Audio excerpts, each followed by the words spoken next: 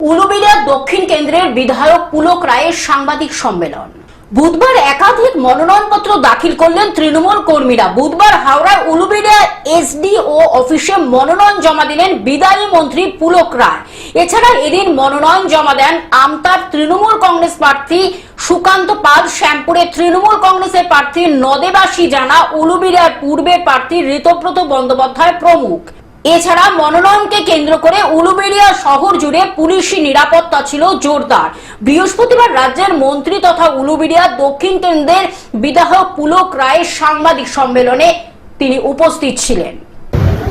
আমি একজন সাধারণ তৃণমূল কংগ্রেস কর্মী হিসেবে কৃতজ্ঞ যে আপনারা একটা বিধানসভা কেন্দ্র থেকে শুরু 11 জন পঞ্চায়েত সদস্য প্রায় সব রাজনৈতিক দল থেকে যোগদান করে আপনারা প্রমাণ করলেন যে উলুবেড়িয়া দক্ষিণ কেন্দ্রের প্রকৃত অর্থে মানুষের জন্য কাজ করা হয়েছে, হাওড়া জেলায় কাজ করা হয়েছে এবং পশ্চিম বাংলাও মমতা বন্দ্যোপাধ্যায় যে কাজ করেছে আপনাদের পাশে যেভাবে দাঁড়াবেন আমরা আরো উজ্জীবিত হচ্ছি। আমরা যে কোনো হামলা রুখে নেওয়ার ক্ষমতা রাখি। আমরা আগামী দিনে সমস্ত হামলা রুখব রাজনৈতিকভাবে এবং উন্নয়নের মাধ্যমে।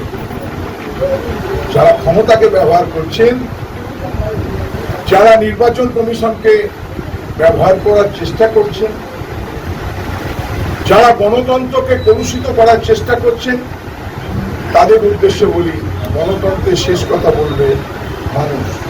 উলুবেড়িয়া থেকে মতিয়ার রহমানের রিপোর্ট, গ্লোব নিউজ।